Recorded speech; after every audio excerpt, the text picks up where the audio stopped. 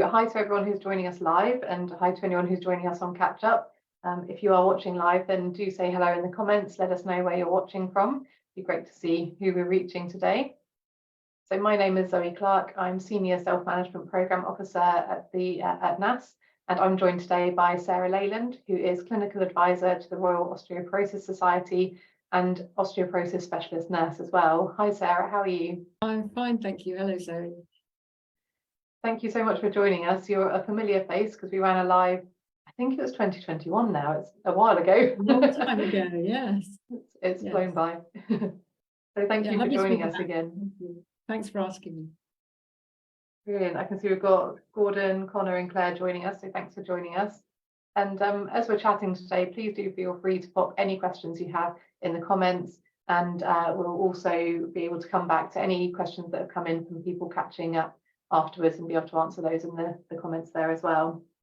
And there's a couple of things we'll refer to in the live session today, and I'll pop some links in those in the comments section afterwards. So for example, to the ROS website and to the risk checker that we're talking about. And I'm just going to hit record on here as well, just in case we've got a bit of a backup. So that might pop up on your screen, Sarah. Wonderful. So I can see everyone's joining us. So I think a good place to start would be just recapping, Sarah, if you don't mind, just reminding us what osteoporosis actually is. Yes, of course. So osteoporosis is a medical condition when bones lose strength, become weaker and more likely to break. And it's these broken bones, often called fractures, that can lead to pain, changes in the curvature of the spine and other sort of symptoms and disabilities. That's great, thank you. We went into this in a lot of detail in our last live, so I'll link to that in the comments. So if anyone wants to go sort of a bit deeper into the condition and all the risk factors and everything for it, then you can catch up on that as well after this session. Now, the Royal Osteoporosis Society has recently launched the risk checker for osteoporosis. So I know you've got an animation to show us, but first, do you want to just tell us what the risk checker is and sort of the purpose for it? Yes, so we're very aware, like lots of medical conditions, that there are people who are at risk of getting osteoporosis, at risk of getting these what we call fragility fractures. And we thought it'd be useful to revisit a rather old quiz that we had on our website and create a much more robust, clinically backed risk checker, as we're calling it. So it's a questionnaire that you can do online, very quick, and you can pop in all your details about yourself and come out with an understanding really as to whether you are at risk and what actions you can take. So that's really what it is in a nutshell. I'm really happy to tell you a bit more about it. That's brilliant, and I've done it myself and it is fantastic. It's really easy to use, nice and clear, and yeah, it gives you a really good understanding with the results at the end as well. Good. Yeah, so as you've got, oh sorry. Yeah, sorry, I was going to say, I mentioned I've got a little brief, about a minute, an animation just to tell you a little bit more about it. So shall I pop that up and then we can come back and chat about it afterwards? So I'll just share my screen with you. I'll just mute myself while you play that so you don't get any background noise from me. Okay, so here we go. Just check with you that you can see the screen. Is that okay? Yeah, that's perfect. Okay, so I'll just pop it on for you. We all come in different shapes. Oops, sorry. Shapes and sizes, but one thing is for sure, we all have bones.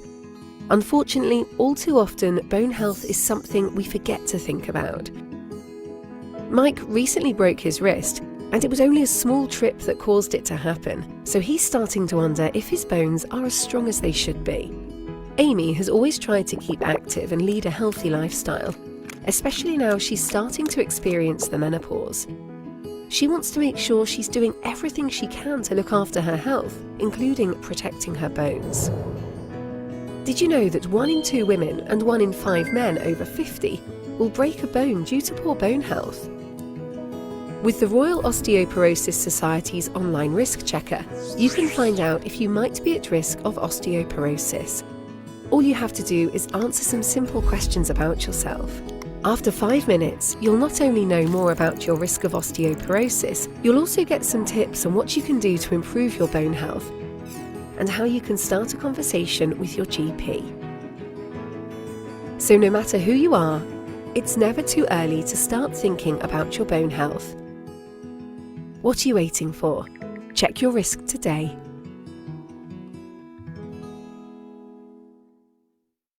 Okay, so there you are. That's a quick introduction to the risk checker. So I hope that was a useful beginning. Absolutely, yeah, it's a really nice overview of sort of why it's useful and what it involves. So for people joining us, obviously most people joining us will have axial SpA, so it might be good just to kind of recap. We covered this obviously in lots more detail in our previous live, which we'll share in the comments, but just recapping kind of the link between osteoporosis and axial SpA, just so people understand. Yes, and I think I remember saying when you asked me last time, is it a strong risk factor? And I sort of said yes and no, in that axial SpA isn't sort of top of the list in terms of risk factors for osteoporosis, but we do know there are some things there in terms of a condition that causes inflammation. So there's something about inflammation in itself that does create weaker bones and upsets the kind of normal balance of bones replenishing themselves. So there is something there. And also because you've got one certainly doesn't mean you won't get the other. And as we all get older, we are more at risk of osteoporosis. And quite interestingly, and we had quite a good discussion about this last time, changes that happen in the spine because of axial SpA can sometimes get mixed and muddled with the sorts of changes and the fractures in the spine that can occur with osteoporosis. So trying to kind of disentangle and understand one against the other and the different investigations and the different terminology that's used, I think is a useful starting point. So hopefully this will be of use to you, even if it's not a top of the list risk checker and it's risk, and it's not mentioned in our risk checker, but there's also lots of information there about inflammation and other sort of mechanisms that might end up with weaker bones. That's brilliant, thank you. And yeah, I think it's really common that when you have one condition like axial SpA, it's really easy to put everything down to that, but of course you can have more than one thing at once, unfortunately. So yeah, it's good to look at bone health kind of as a whole like that as well. Yes, yes. Brilliant. So for anyone who sort of does the risk checker, do you want to explain the 3 categories that kind of come out and the actions they suggest for people? Yes, so we did quite a bit of work with clinical experts in the fields to get this right. We didn't want to send everybody off to their GP or the relevant healthcare professional if it wasn't going to be useful. But basically, there's quite a lot of analysis going on behind the scenes when you do your questionnaire, and you're put into one of 3 categories. The first category suggests that you perhaps should take more immediate action, so it's not like here and now a crisis, but go in the immediate future and have a chat with your GP, because you have got some significant risk factors, and it may be that you need more investigations.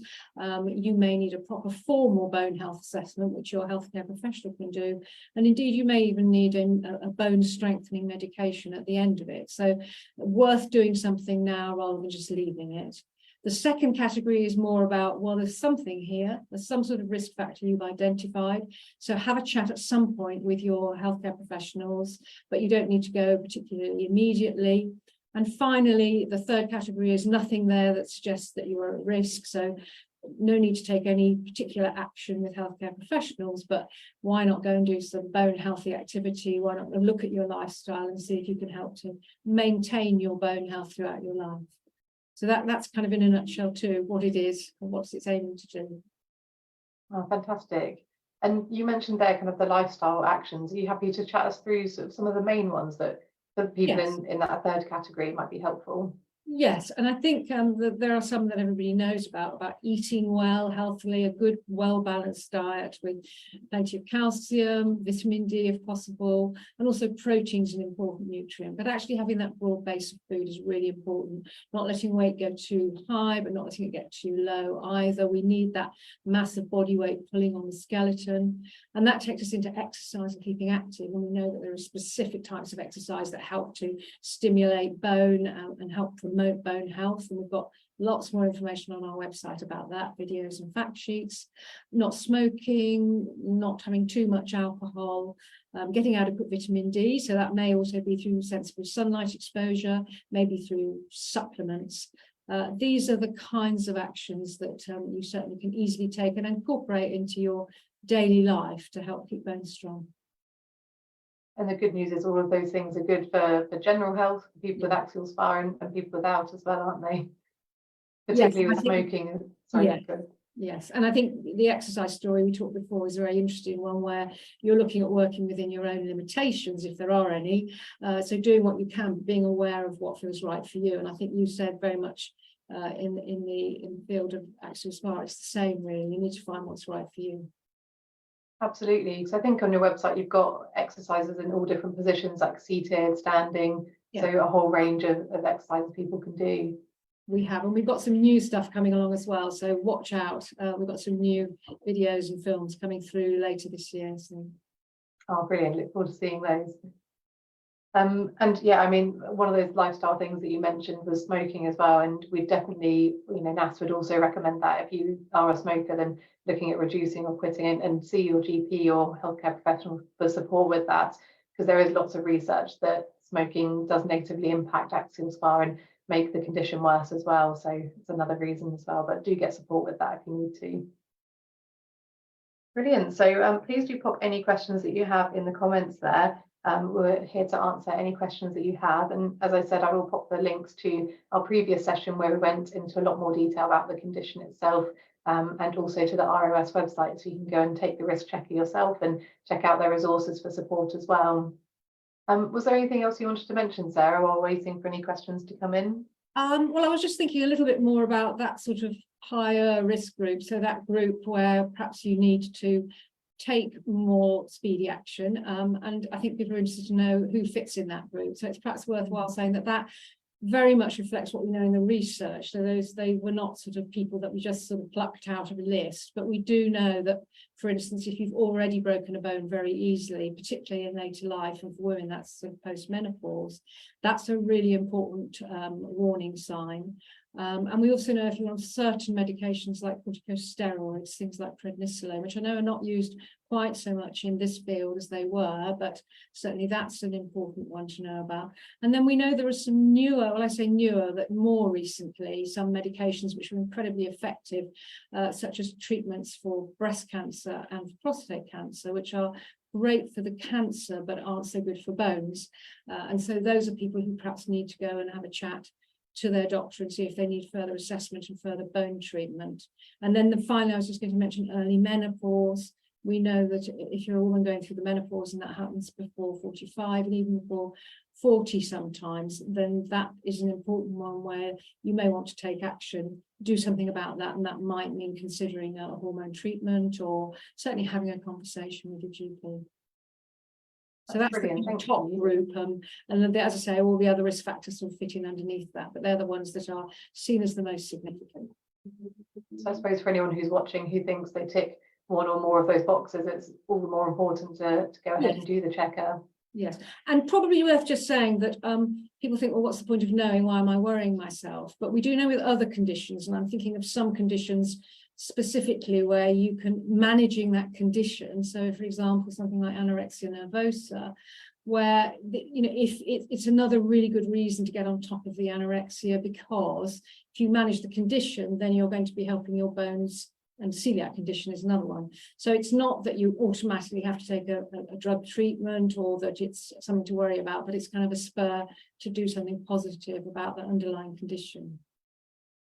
Yeah, and I suppose it's really good when you know your risk level, even if you're perhaps in that lower group, just doing those lifestyle changes that then prevents anything in the future is really positive as well, rather than perhaps waiting until later life and then needing perhaps treatment or something like that. Yeah, and I think, as you said, it's marvelous how these things all fit together. So what you're doing for your bones, you're doing for other musculoskeletal conditions, but you're doing for your cancer risk, you're often doing for your heart. So it's a complete approach, and that makes it even more worthwhile.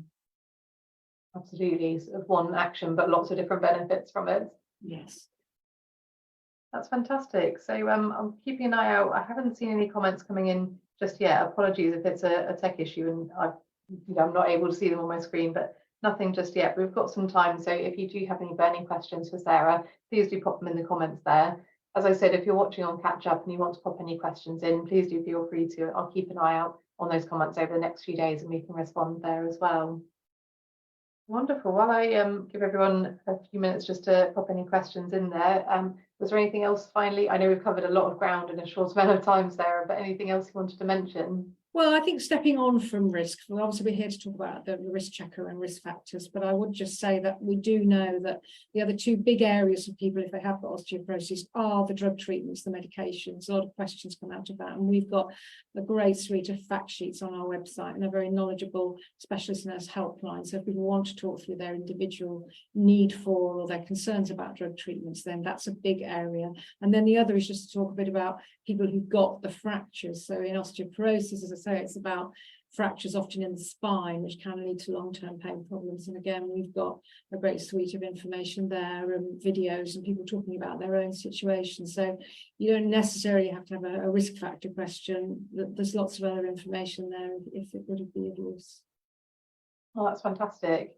Yeah, I definitely recommend to go and have a look. And also, you know, all the exercises and activities and things are going to be helpful for people with axial SpA, because obviously the more we can keep moving, the better as well. Yes, absolutely.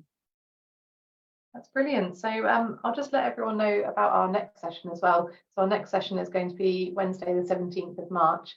I'll be running a session all about caring for people with axial SpA, so both from the carer's perspective, but also the person with the condition as well. So do feel free to join that. That's Wednesday, the 17th of May at 1 p.m. And I'm happy if anyone's got any questions about that, then please do feel free to email me beforehand, zoe@nass.co.uk. Okay, so yeah, I can't see any questions coming in at the moment. Again, before you finish up, any last things you wanted to share, Sarah, or did you want to go through the risk checker or anything? No, I think it's just see it as a positive thing. It's an opportunity. It's quite quick. It's quite fun, and actually also really informative. So every step of the way, it gives you a bit of information around that particular risk. So it's very educational as well. And I think a lot of people say they learned a lot from it. So it's fun, but also useful, and hopefully moves you into positive action too. Absolutely. That's a lovely note to finish on, unless we've got any burning questions coming in. We haven't, as I can see, but as I said, I'll come back and I'll make sure that it's not a tech glitch or anything like that. And I'll keep an eye out over the next few days as well. So it'll be great to hear. And please do, if you do use the risk checker, please do let us know in the comments how you found it. If you've got, as you say, if you've got any good ideas from it on how you can then look after your bone health, do let us know. It'll be great to see what actions you're taking after checking your risk. Wonderful. So thank you so much for your time today, Sarah. That was fantastic. And yeah, we'll be happy to share the exercise videos you're releasing later this year as well. It'll be great to share those with our community. Great. Thank you very much. And lovely to see you again, Zoe. And I hope we meet up again soon. Absolutely. One day in person, I'm sure. But Yeah, wonderful. Thanks again. And thank you everyone for joining us on live, and anybody watching on catch up as well. And hopefully see you at our next session in a few weeks' time. Take care, everyone.